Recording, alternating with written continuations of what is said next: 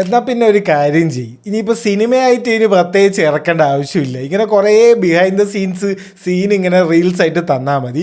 നമ്മൾ തന്നെ ഇതിനെ എഡിറ്റ് ചെയ്ത് റീൽസ് ആക്കി കണ്ടോളാം. സിനിമേൻ്റെ ആവശ്യമില്ല. അല്ല, ഒരു മര്യാദ വേണ്ട. ഇത് എത്ര ബിഹൈൻഡ് ദ സീനാണ് ഇവിടെ ഇറങ്ങിക്കൊണ്ടേയിരിക്കുന്നത്.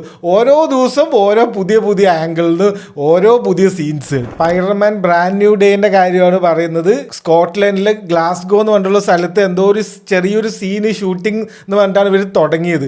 അതിൽ ആൾക്കാർ ഷൂട്ട് ചെയ്ത് കുറേ ഫുട്ടേജ് പുറത്ത് വന്നു. അത് മാത്രമാണെന്ന് ചോദിച്ചു, അല്ല, ഇതിപ്പോൾ കുറേ വേറെ ഏതൊക്കെയോ സീന്. സെൻഡേനെ കണ്ടില്ലല്ലോ എന്നുള്ള പരാതിയായിരുന്നു എനിക്കിതാ. അവസാനം സെൻഡേയ വന്നു.